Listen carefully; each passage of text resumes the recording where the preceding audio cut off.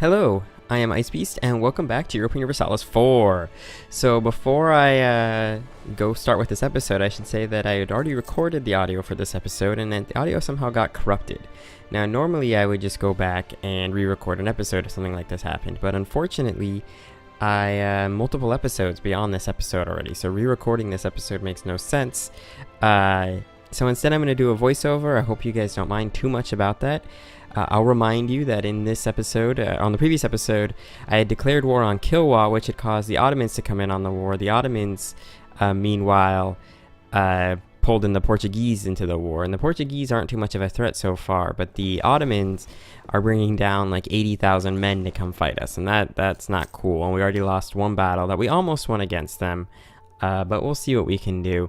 We're also trying to improve our relationship with France to see if I could possibly gain an alliance with them, but it's not going to happen.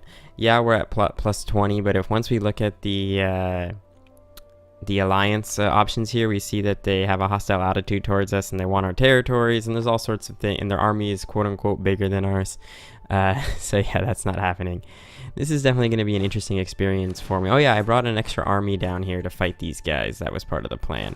So I got extra armies now to fight both of these, our enemies here, and we should end up doing pretty well in this war once I'm able to fight off these 26,000 Portuguese guys that dropped off of the boat, and this principal army of the principal army of the Ottomans. So the Ottomans are helping me out by crushing my rebels, which is nice. A rebel stack popped down here, which I'll take out on my way to go crush the Ottomans. And then the Ottomans helped me out again by splitting their army up amongst the 4 different provinces here, which is really nice. I'm frustrated at this very moment. Looking back at this video, I was frustrated right there that I took so long to crush those rebels. Luckily, I do have 120,000 manpower, so I should be able to recover from these battles without too much difficulty. Then I come up here and notice I already won a battle. How nice is that I came up here and defeated the Portuguese and sent their army home crying. Unfortunately, I can't pursue that army into Persia because I'm not at war with Persia, and they will in no way ever give me access. I'm seeing if I can get an actual peace treaty with just Kilwa, and then I noticed that even though I've sieged all these provinces, I mean just Kilwa, just Portugal, even though I've seized all these provinces, there's no way I can get a treaty with them. And now I'm also frustrated that I can't seem to get my troops across these strait crossings because the Portuguese Navy is blockading us. So yeah, I'll try to get through here by waiting for the Portuguese Navy to maneuver into our favor. And now I'm going to come crush this Ottoman army, I think. I think my 45 or 49 or however many thousand men I have, I decide to go across and take them out. I remember specifically thinking, oh, I got military tech. And the answer was no, I did not get military tech. Now I'm deciding what idea I should get. And the reason here is that I can only hold up to 999 Diplo points, and I cannot possibly spend that on tech right now. So I have to get an idea group, and I'm deciding if I want to go with maritime, influence, diplomatic, or espionage. None of the ideas really help me out too much. Maritime, I don't have a big enough navy to really make that make any sense. Diplomatic, at this point, having extra diplomats does not really benefit me at all. And so there are a couple other nice bonuses like reduced diplotech costs, but again, I mean, at this point in the game, reduced diplotech cost isn't going to benefit me in any way. And then the Ottomans have sieged Mozambique like a bunch of D-bags. My army did get across there, and now we'll see if we can beat the Ottoman or the Portuguese Navy across the strait. I don't think I will. Just looking at it there as it goes by. Another Portuguese army has decided to show up and siege my territory. It's the same Portuguese army, but they've come back. They still have no morale, so I think I should be able to crush this army. And then France declares war on me. What the hell, France? I mean, like, seriously, what the hell? Not cool. Can't you see I'm in the middle of a major fight with these guys? Now I realize that I can't get this straight crossing and go back south, so instead I try to go north and see if I can beat this fleet. The fleet does win, but it does allow me to at least go back south then and get those rebels out of the picture. Nice easy battle against the Portuguese in Upper Sind. And then I'm going to check on my major, huge, ridiculous battle against the Ottomans in Mozambique, which is a cool name, Mozambique. I don't know if it's a cool country in modern times, but it's a cool name. And then, of course, there's more rebels always causing me problems, which is good. Then we win the Battle of Mozambique, which gives us a nice big chunk of war score against the Ottomans. We'll continue to sort of use this same strategy of crushing the Ottomans as much as we can to continue to gain war score against them. I'm, of course, constantly checking what I can get and what people would be able to offer me. Kilwa is a primary goal of this war. I'm going to go for Kilwa. I'm going to go for Upper Sind, and then I'm going to see if I can just ninja some other territories from our enemies over here. So yeah, that's our other goal, is to try to just ninja a few more territories from the Portuguese. I'd really like some of those upper Filipino territories, but I don't think that's going to happen. I'm also constantly keeping my eye out for French forces, but the French don't seem to want to show up, which is fine. I've decided to take that battle in Kilwa because I'm assuming the Ottomans are going to have low morale since half their army was just defeated, and I proved to be correct there, that actually is what happened. And then I'm really confused, I remember this as well, I'm really confused right here why the Ottoman army was going south instead of north. The Ottoman army is like, oh yeah, we're going to run away to your territory. And so then I believe I just come here and... Do I stack wreck this army? I do, and that's really nice. You can never be upset with a nice easy stack wipe there. The relative strength of alliance and the length of war is clearly what's penalizing me here right now, but it won't continue to penalize me much longer as as the war progresses. I also noticed that I can get all these Portuguese colonies for cheap. Oh yeah, and then I remember that my allies actually came in on the war in my favor. So Aka, Ceylon, and Nepal... I'm Nepal. But Aka and Ceylon decided to join my defensive war against France, and they have a nice big navy, so they're actually able to drive the French out, even though the French have a bigger, they're stronger in naval tech. They're not stronger in terms of total size of Aka's navy, which really helps me out. The other thing that just happened, which you might have noticed, is I was checking what French's military tech level was, and it's beneath us. They were military tech 26, we're military tech 27. I'm gonna do this a lot, constantly trying to see if I can get these guys to give me what I want. I'm trying to get the Ottomans to annul their treaty with Portugal as well, because that means that it will give me a chance to go to war with the Ottomans without having to risk bringing in the Portuguese, or vice versa. Both things are something to clearly consider when trying to go to war in the future. It is nice that I finally did get a war with Portugal started, though, before the game ended, because this is really a war for strategic power in the Indian Ocean and the Western Pacific. And I'm putting myself in position of strength with this war, assuming that I can win it. I noticed right there that the Portuguese moved their fleet out of the way, and that gave me a chance to go across the strait and finally get what I would like. I think I choose tax modifier. I almost always choose the tax modifier when I have no other idea of what to choose. Sorry, I just took a drink of water. I hope you guys weren't too upset about a brief pause in my speech. But, you know, I need something to drink sometimes.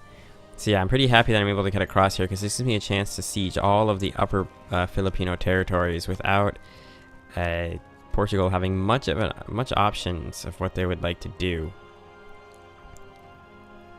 I keep wanting to get out of the war so that I can maintain manpower and all sorts of that good stuff. But it turns out that we're just going to sort of have to keep waiting. One of the things that I got really lucky with is the fact that my siege of Kilwa hasn't been broken, or my occupation of Kilwa hasn't been broken, I guess is what I should be saying. And that's really lucky for me. Once again, Aka's down there beating the French, which is pretty good. Go, Aka. Go, Aka, go. Boop, boop, ba-doop, ba-doop. And then I noticed the Portuguese unloading another 14,000 men. What is wrong with them? Why would they keep throwing their men into, like, these tiny little armies into my grinder? Just, sure, goodbye. Bye your army. It was nice knowing you. That army will retreat to Persia as well. Tibet is gonna pick on Ming. Everybody's picking on Ming. By the way, it is sort of the thing to do if you're in Eastern Asia right now. Your goal is to pick on Ming, and that's what they did as well. So yeah, Ming is being picked on. And then I'm going to try to chase down these 9,000 men that are running around my territory, and they have almost no frontline infantry, which means that it's cannon in the front. Cannon in the front, not so good. Cannon in the front, not so good. And I guess I should also say Kilwayan and Ottoman forces, also not so good. So yeah, we're one piece of war score away from being able to get anything we want basically out of the war. One thing I do want though is those territories in the Filipinos, because some of those territories are really good. I don't know if the one I'm about to click on is Manila. Oh, and I'm really upset that I lost my stability, and I don't have admin points to raise the stability. In fact, something that I am noticing right now watching the replay is that I don't have that many admin points to begin with, and admin points are going to be something I really need to core these provinces. So that is probably a mistake by me, just not having enough admin points. So that's something to consider, is trying to get more admin points just in general. So yeah, now they'll accept my peace. In fact, I have peace. I have peace value to give up. You know, I'm doing really good. The only thing I want still though is I think Manila is the last province that I'm gonna try to take in this war, because it's actually not a bad province if you look at it. Oh wait, why aren't you looking at me? Go back there and look at it.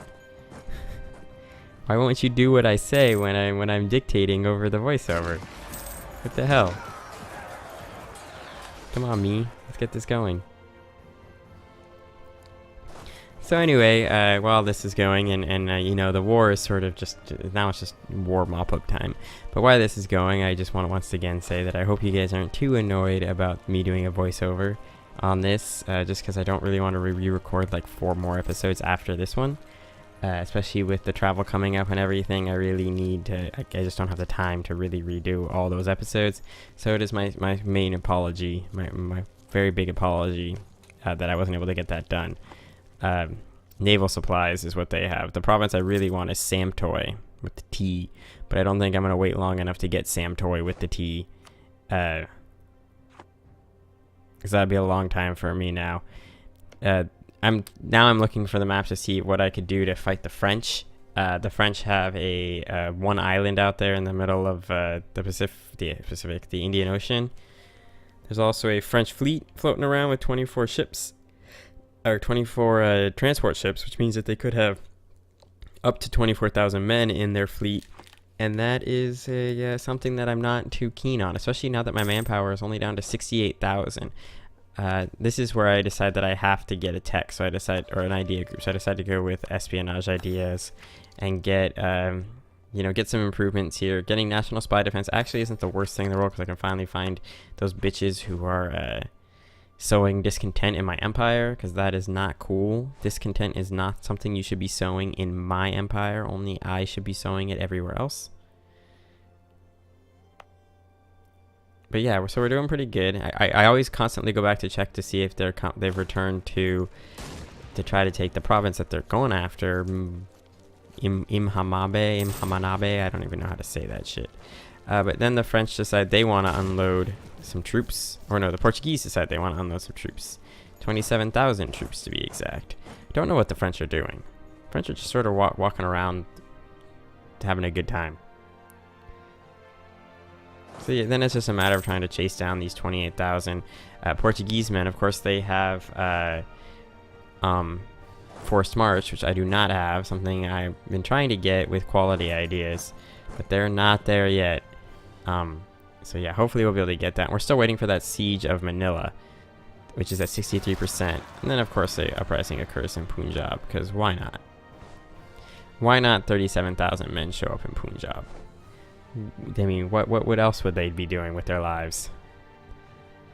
But yep, now I'm coming back here and I'm like, come on, please win your stupid siege. Totally forgetting that I could just look at the thing on the right side of the screen. The what do they call that? It's not the ledger. It's the the organizer, the bananas. I don't remember. And then I remember freaking out right here going, when did the French get 149,000 ships? Or 149 ships, I mean, not 149,000. It's like, why did they have so many boats?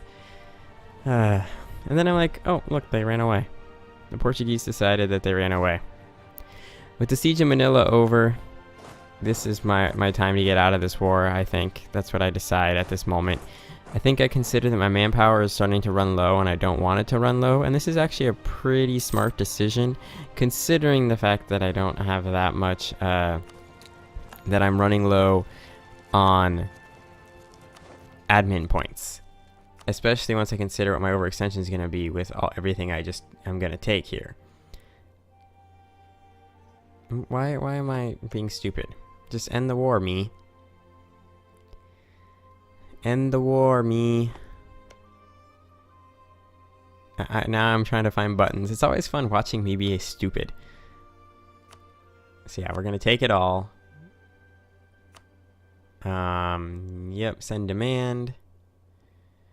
That's me saying I really want those provinces up there, but I don't go for it. I don't want to wait in the war for it. I'm looking to see what my aggressive expansion is going to grow at. 51.9 is not the worst thing in the world. Of course, I have other things that need to be cored, I think, and that's part of the problem. But we'll see. The Portuguese, of course, clearly want war. Then I noticed that the Portuguese unloaded 16,000 other men on the eastern side of my territory. They're like, we'll get a white peace. Because I don't have war score against them. I have war score against the Ottomans, not the Portuguese, and that's kind of funny, I think.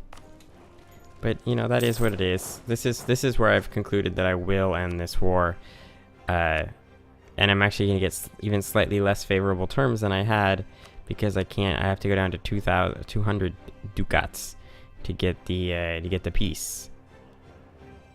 But it is what it is. I'd rather get a piece out of the deal than sit here and not get the piece out of the deal. So I get the peace. Everyone's happy. Next thing I need to do is start coring these provinces, because my revolt risk is going to be way high. So that's good. My revolt risk countrywide is going to be much higher than I really wanted. And that was definitely something that I did wrong, that I did not realize right away. And it really had to do with the fact that I had no admin points.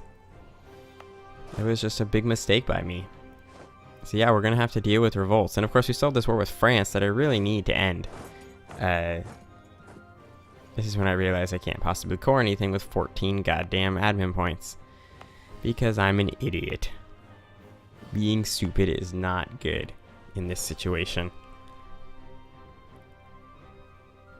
And I think at this point I decide that it's time to get out of this war with France, because I'm going to be suffering heavy manpower losses. If you guys notice, I only have 60,000 manpower, which is really low, especially now that my revolt risk is going to be higher. So, and there's the first of many revolts. And we're losing this battle. Not doing so good. I think we'll carry the day here because peasants suck at being things. And then I get 2 more revolts, Central Doab and Kutch. All these things quickly make me realize that I am in a world of hurt. And I'm really unhappy that that Punjab battle went so poorly.